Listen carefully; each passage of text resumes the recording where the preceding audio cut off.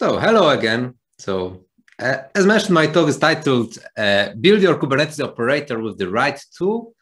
And I will, as expected, tell you how you can start building your operators and what tools to choose. But first, a few words about myself. So I'm a cloud native team lead at Hazelcast. Before I worked at Google and CERN, I'm also an author of the book Continuous Delivery with Docker and Jenkins. And from time to time, I do conference speaking and trainings. But on a daily basis, I'm an engineer, so I'm coding on a daily basis. A few words about Hazelcast. So Hazelcast is a distributed company, and it is distributed in two meanings. So the first meaning is we are distributed because we produce distributed software. Our products are Hazelcast in-memory data grid, which you may know from caching, but in general, it's an in-memory database. Second product is Hazelcast Jet, which is a library for stream processing. And the third product is Hazelcast Cloud, which is Hazelcast offered as a service. But there's also a second meaning why I called Hazelcast a distributed company. And the second meaning is that we always all work remotely. So we have people all over the world. So we have engineers everywhere. We have basically there is no location of the company. Everybody works from another place. Our agenda for today is what you see right here. So there will be a short introduction about set up the context about the operators, what is Kubernetes operators, why you may need it.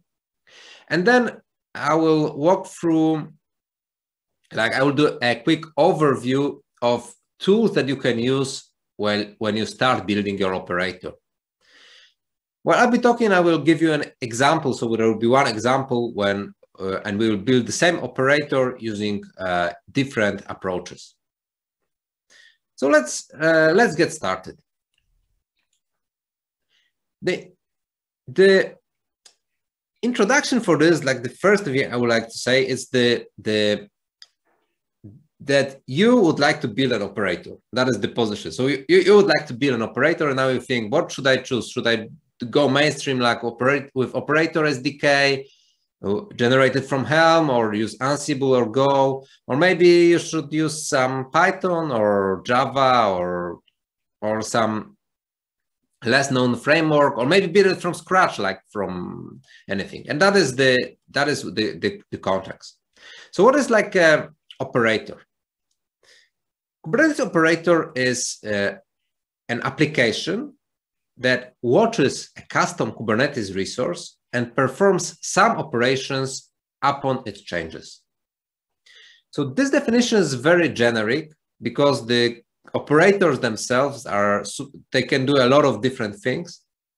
So to make it more digestible, let's focus on one example, and we will use it throughout this talk.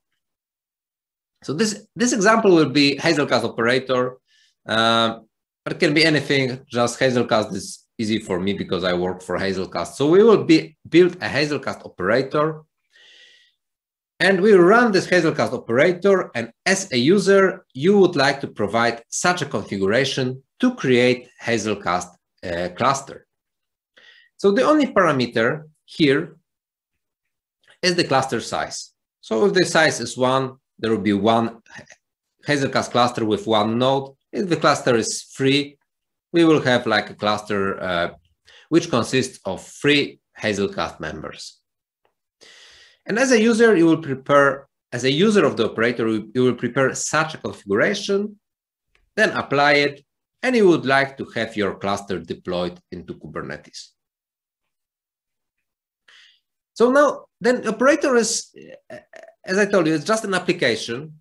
So in our case, it will be an application that watches for Hazelcast resource, and if there are any modifications, it uses Kubernetes API to adjust the state. So in our case, if we change the cluster size from 1 to 3, the operator should detect, watch for these changes, and using Kubernetes API, adjust the Hazelcast cluster size from 1 to 3. This example is very simple, but like an operator can do really a lot of things. It can establish, in case of Hazelcast, it could create a backup or establish a geo-replication or do a lot, set up auto-scaling. So do a really a lot of things. But to make it simple, we will limit ourselves to just setting up the cluster size. So since the operator is just an application, usually Dockerized and run, and it's by itself running in running in Kubernetes. So technically, you can write the operator in any programming language you want. What's more, Kubernetes offers a REST API, so you can really choose what, and almost any language supports REST API, so you can really choose whatever you want. And no matter which implementation method you choose, operators will, installing operators, building them will be somehow similar. So always you will implement the operator logic in some language or in some framework. Then you will need to Dockerize your application, push to some Docker registry. Then we will create the CRD, so the definition of your custom resource. Then we will create the role binding, so basically the permissions needed by our operator to interact with Kubernetes API. Then we will deploy the operator so that we have it running. And finally, we can use the custom resource from the user perspective to create, okay, I would like this configuration of Hazelcast. Please operator, create a Hazelcast cluster for me. And if we look at the steps, actually only the step one will be the differentiator. So we will focus on the step one because all the other steps will be the same no matter what tool you choose. But the implementation will differ, so that's why we will focus on the implementation part. So with this in mind, we can walk through, we can already see the first option you have when you would like to build an operator. The first and actually the simplest option you have is to use Operator SDK with Helm. What is Helm? So Helm is a package manager for Kubernetes. And Helm allows you to create template Kubernetes configurations and package them as a Helm chart and render them using parameters defined in a values YAML. So you can see Helm as really like Kubernetes, like bare Kubernetes configuration with some templated parameters, which Helm fills for you using values YAML. So if you create such a, so the thing is that creating a Helm chart you don't need to do anything more than just Kubernetes configuration. That is the simplicity. So if you would like to create our operator using Helm, we first need to create a Helm chart. So this is how the Helm chart could look like. So if we execute Helm create chart, it will create for us the Helm chart structure, and then in templates directory you can fill all the define all the Kubernetes configurations that you would like to use. In our case, it will be just deployment, and this deployment will have a templated number of replica, and this will be taken from the values YAML file. And as you see at the bottom, our values YAML is just the size of the Hazelcast cluster. So you don't need to, as mentioned, you don't need to do to know anything more than Kubernetes configuration.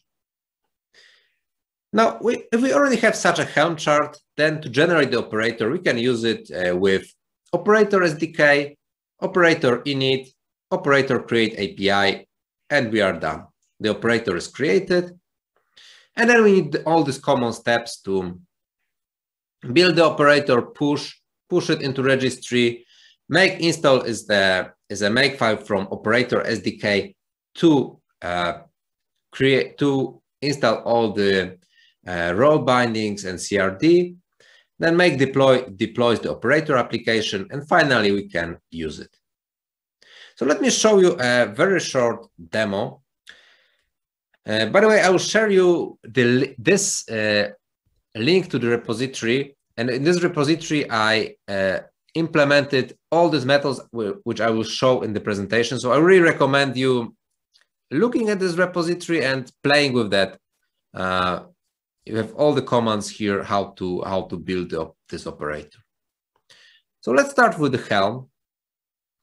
If you open the Helm, this is like exactly the commands we need to execute.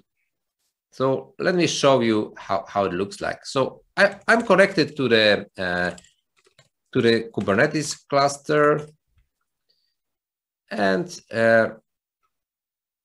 which is running, by the way, on GKE. And now I can go to operator. I'm already in the operator Helm, so I will follow the steps. I already generated the operator, so I need to build the image and push it into registry, like that. And after that, we will make install, which is a shortcut for creating custom resource definitions and role bindings. So we can create it. And finally, we can deploy the operator. Again, make deploy is a shortcut for deploying the operator application. And if we deploy it, the operator is already installed in our application. If you would like to see the code, so this is the Helm chart with these templates which we've seen on the slide. And from this templates and Helm chart, all the other files were actually generated. So we can see the operator should be running. You can check the logs of the operator. And we can see the operator application is running. Now we can see how to use it. So there was also generated the sample configuration. So this is exactly our configuration from the user perspective. So as you see, like the only parameter here is size. So if we deploy it, then operator should watch for this resource. So we should see some logs here.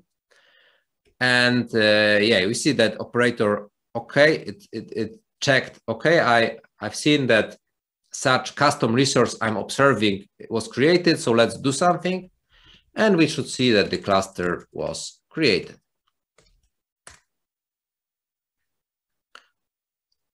So you can see that this Hazelcast pod is running, the deployment was created, so everything is good.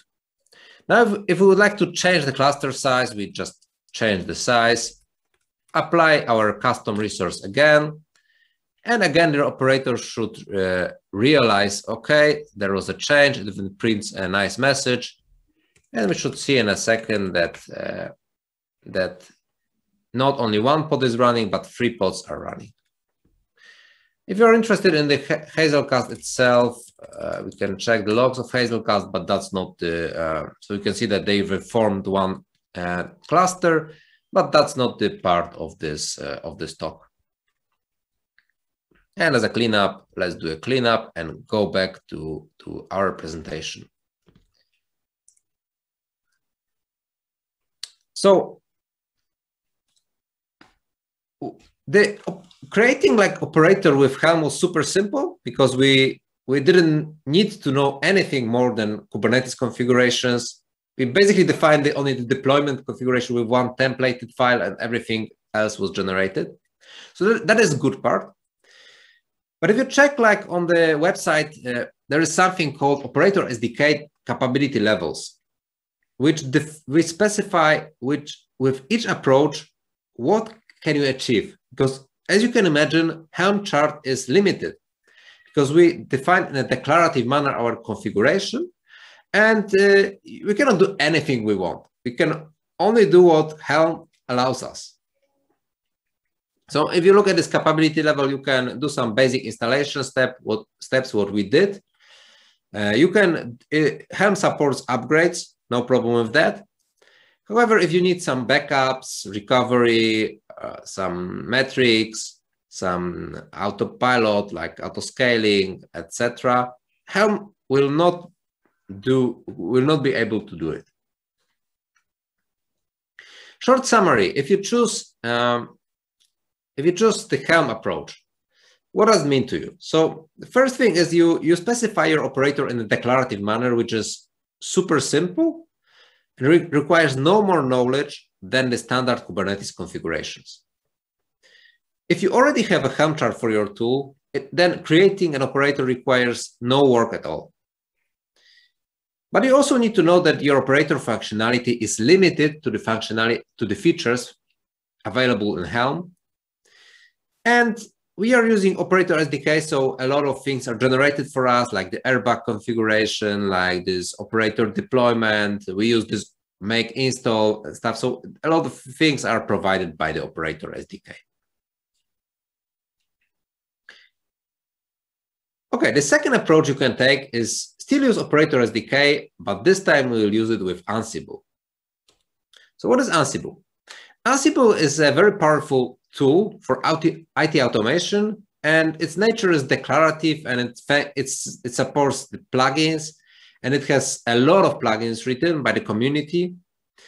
One of its plugins is Community Kubernetes plugin. That is why we can interact with Kubernetes API using Ansible. To create an operator using Ansible, we need to first scaffold the Ansible operator project. And we do it with Operator SDK. So we execute Operator SDK init, plugin use Ansible, then Operator SDK create API, and the whole project structure is generated for us. How do we fill the operator logic? So Ansible is a declarative in nature. So using this community Kubernetes, we specify all our operator logic in a declarative manner. If you look at this, it's actually very similar to what we've seen in the Helm. However, the difference is that now these templates are like Ansible based. So these templates are actually interpreted by the community Kubernetes plugin and only then passed to Kubernetes API by Ansible too. But from the user perspective, if we need to do implement our operator, it looks very similar to the Helm solution. If we specified it this way, then how we build it and push it, etc., it's actually exactly the same what we've seen on the Helm chart. Now, a difference is we compare Ansible and Helm. So implementation looked very similar.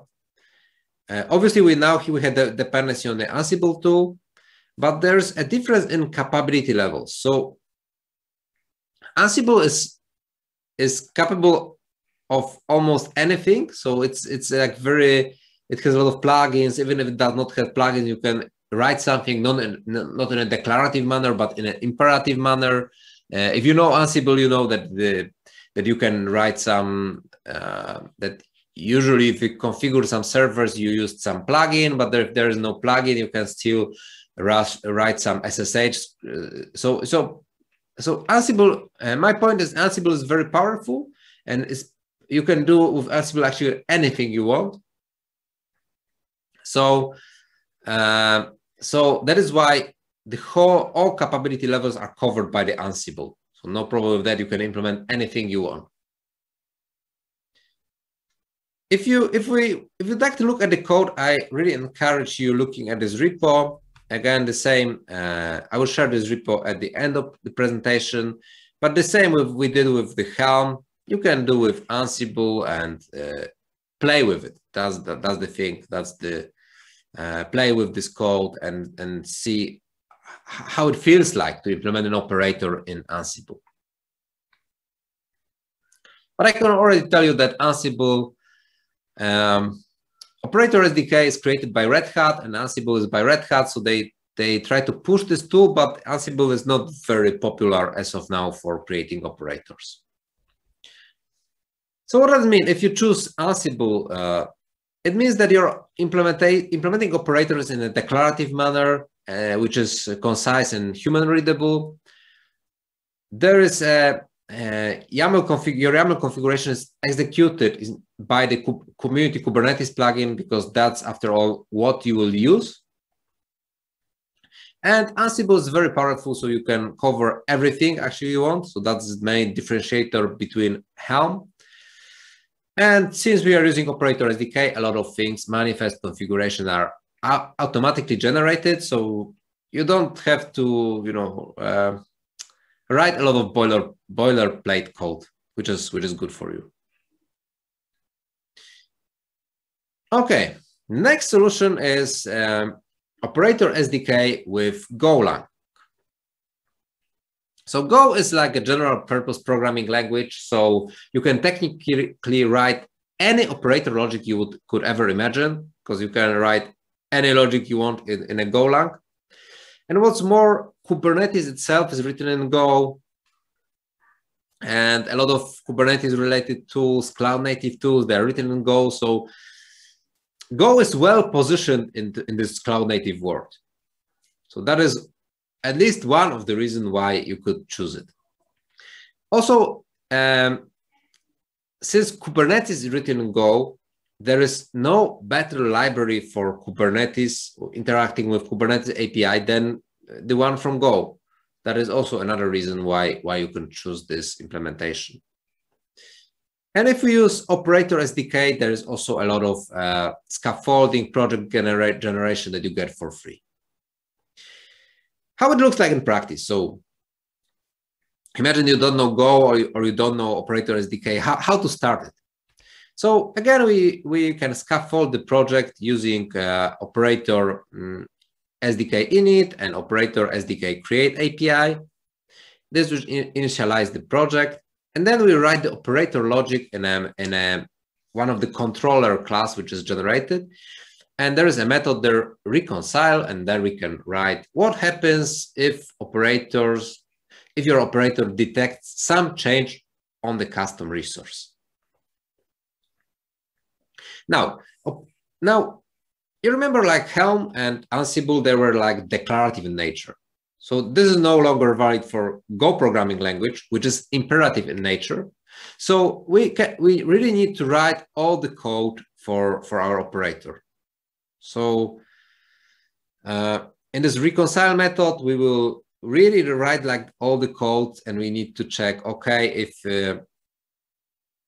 get our Hazelcast resource, okay, if deployment is found, then do that. If it's not found, then create it. So we really need to cover all these things.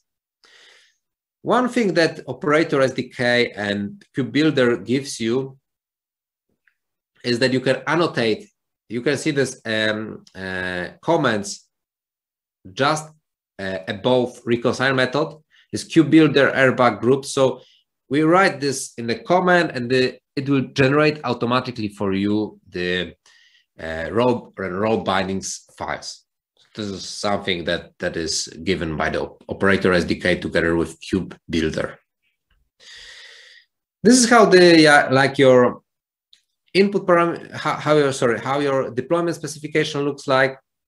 This is actually very on the left side. If you like Go, it looks pretty clean. So instead of writing your YAML configuration file, you'll usually write like a specification like that. And on the right hand side, this is your input parameters for the operator. So we can see there is one parameter for us in our Hazelcast specification, and it is size.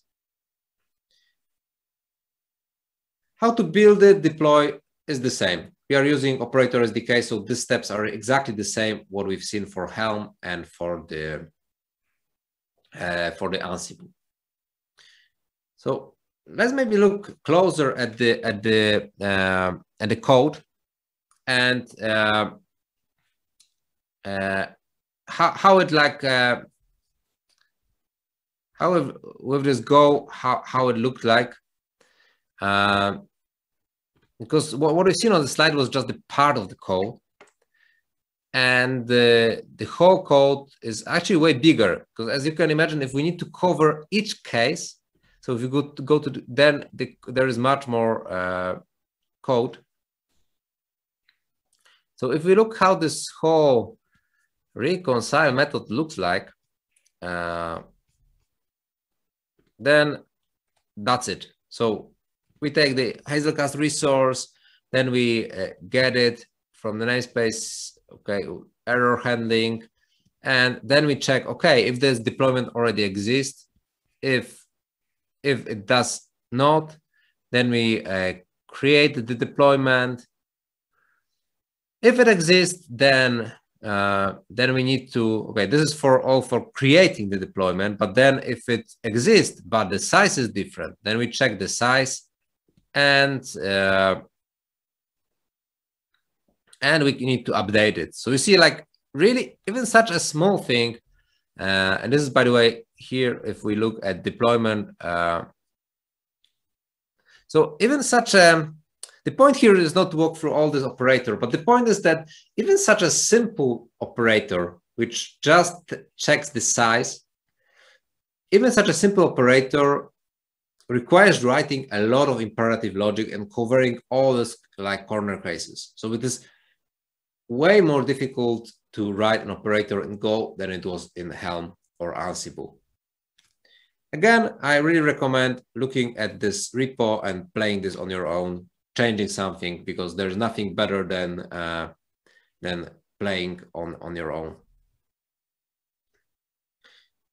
What does it mean if you choose a Golang? What it means to you? So your implementation is imperative and requires more work and caution. Golang is well integrated with Kubernetes, so if you just so that is what speaks in favor of writing Go. Also, like you know, all these people working with Kubernetes, they like Golang, and they already write a lot of things in Golang. So that is why a lot of people choose to use Go for that. And if you use Operator SDK, there is a lot of boilerplate generations, project scaffoldings, which is free for you. Okay, so we covered like Operator SDK. Obviously, needless to say that you can write an operator in Go not using Operator SDK. That is also fine. Then you don't get this generation for free, but there a lot of people are doing this as well. But okay, if you don't like Operator SDK and you don't want to use Go, then you still have some options. You can use some operators frameworks. Yeah, give me a second. I need to charge my laptop. Okay. So, and other operator frameworks are also a good choice. The thing is that they are way less popular. That is why you need to be more careful. But you have some options. I did some research, and there are a few options to choose from while you are building your operator. But the first thing, if you'd like to really use something not only for playing with that, but for building a production-ready operator, and if you have a lot of operators frameworks to choose from, probably the first thing you would like to check is how popular these frameworks are. So one of the ways of checking how popular something is to check GitHub stars. And we can already see that probably the C# operator SDK is not a good thing.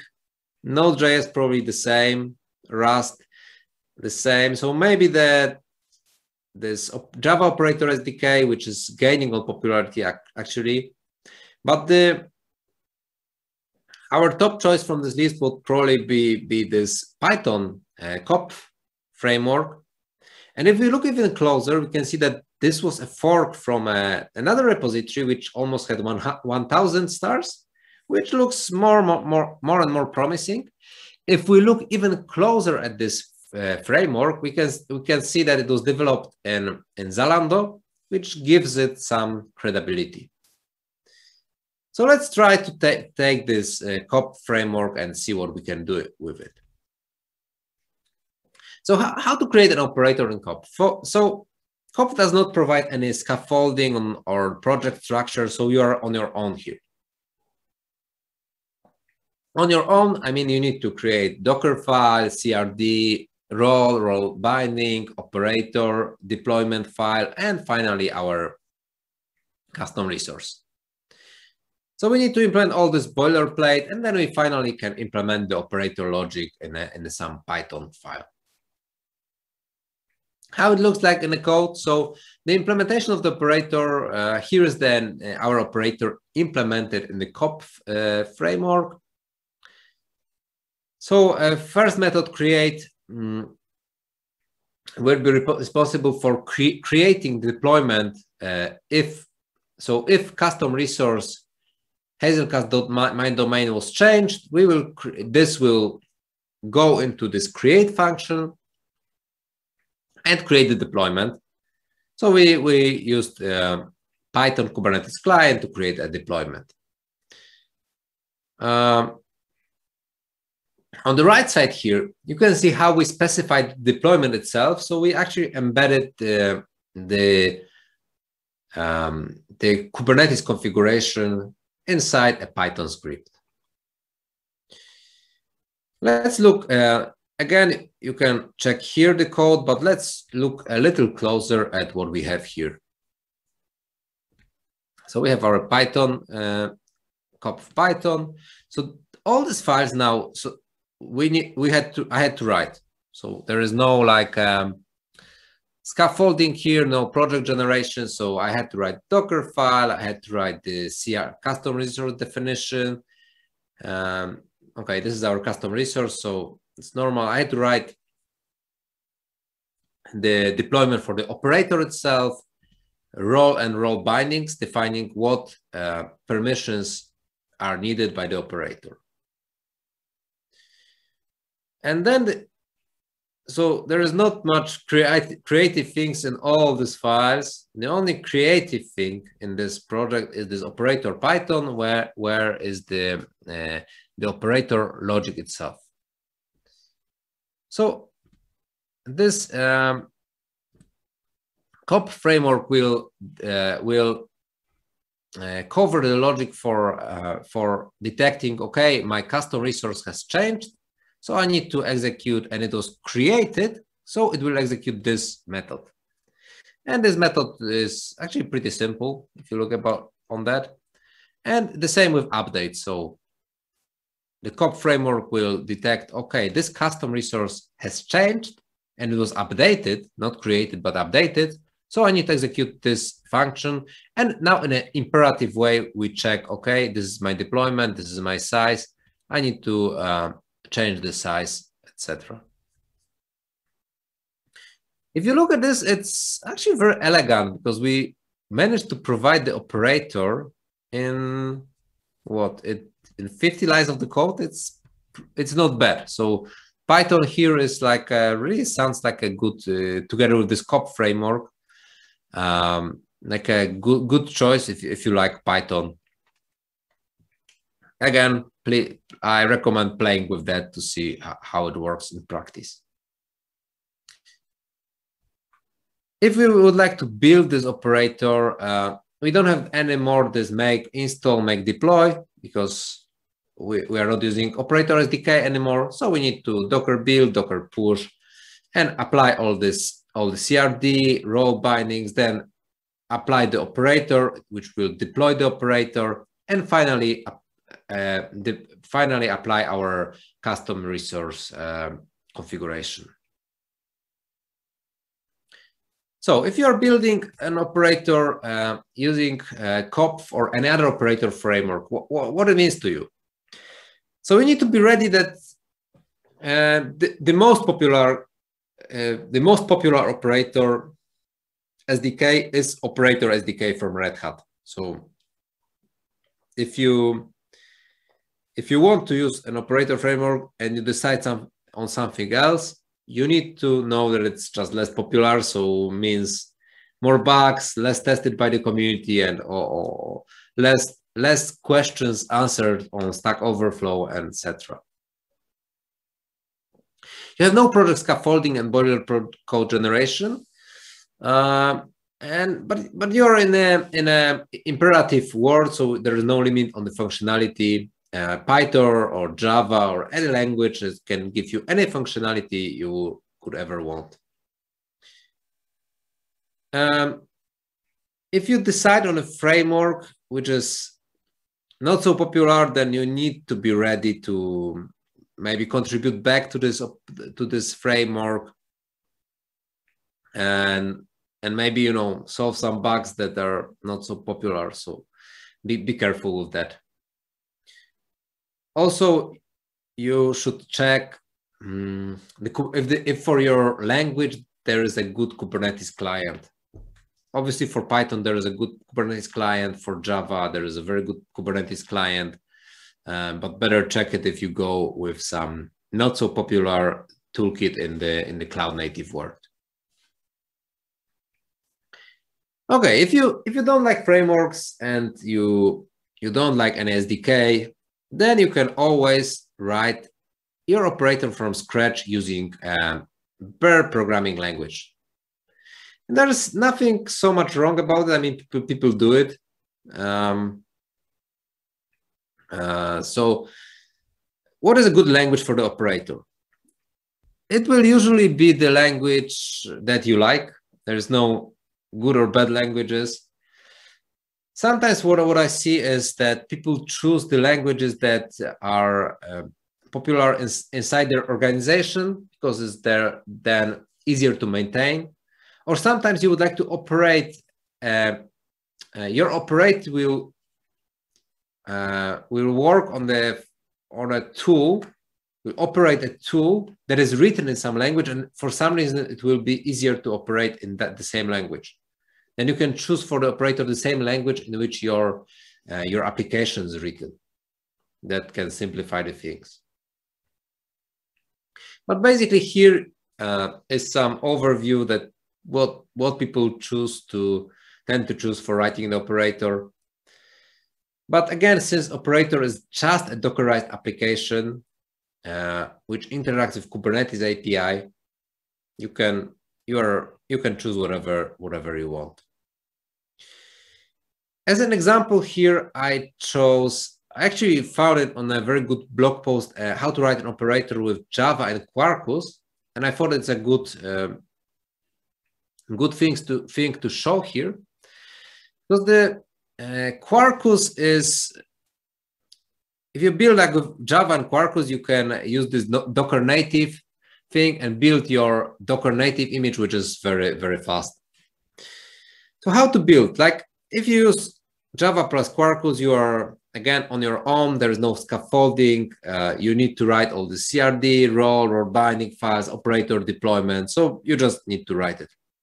And then implement Java classes with the operator logic.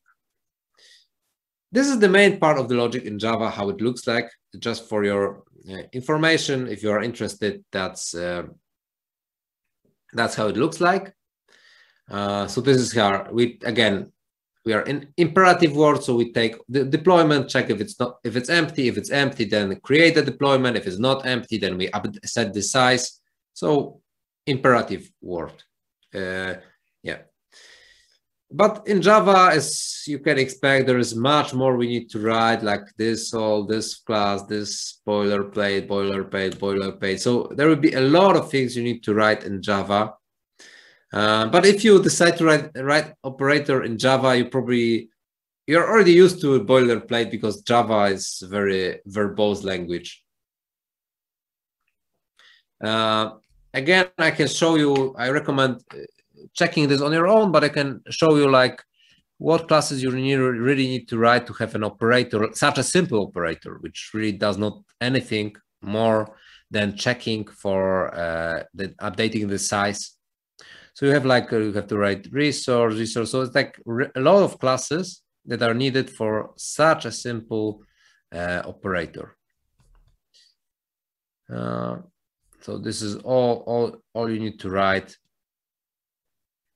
even though the logic is just, yeah, just what we've seen on the slide. But you can do it, no problem with that. And with Quarkus, you can actually build a normal Docker image, which is fine. But you can also build a native Docker image with the GraalVM, and then it's very fast. That's the thing, small and fast. That's the premise of the Quarkus and GraalVM. So if you decide like to work with the Bird programming language, it will always mean writing a lot more code. So now the first thing you need to think about it is if my operator is very simple, then probably it's not worth it. But if you write a very complex operator, then maybe it's not a problem. Okay, as a summary for this, because we are going to the end of this talk. So as a summary, you may have seen this presentation, but you may still ask, but which tool should I really use? I mean, which is the right tool for choosing for the operator? So choose whatever you want. I think there is one way of looking at this is that you can choose whatever you want, because choose whatever programming language you like. But another angle how to look at this problem, which tool to choose, is to see what others use for writing operators, because you would like to be in a good company, to have the same problems on Stack Overflow, to have the same, to read some blog posts, etc. And I did some research and look at the Operator Hub and check what are the choices for the people for the operator. And I check what Prometheus chose, and they chose Golang. CockroachDB, they have a Helm-based operator, at least the basic one. Datadog, they chose Golang. Snyk, they chose Helm. Jenkins, they chose Go. Redis, they chose Go. So you already see the trend. So there is like Go is the language for the operators. I even did some more research, and we can see that really the majority of the operators are written in Go. Some are Helm-based, but there are not many others actually. Some are in Java, but this is the minority. So I have some hints, like the last hints. If you still don't know what to choose, then I would say hint number one: if you already have a Helm chart for your software and you don't need any complex capability levels, then choose Operator SDK with Helm, because that's simple. If you want to create your operator quickly and you don't need any complex capability levels, again, choose Helm, because Helm is, again, you cannot do anything simpler.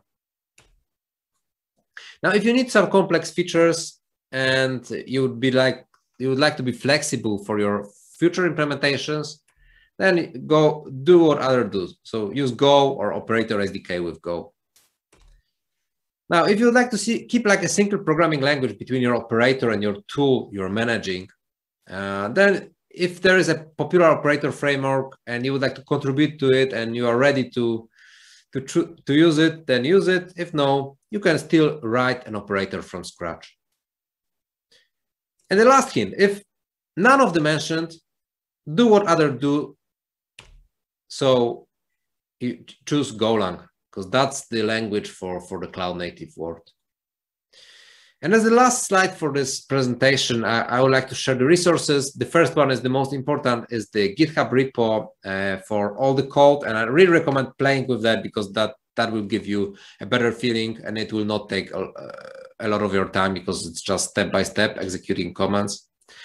Second link is a link to the Operator SDK. Third one is a very good blog post of how to write an operator using Java and Quarkus.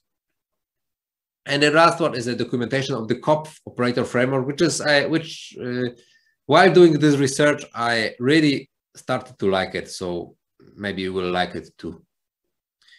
And with this last slide, I would like to thank you for listening, and I'm waiting for the questions.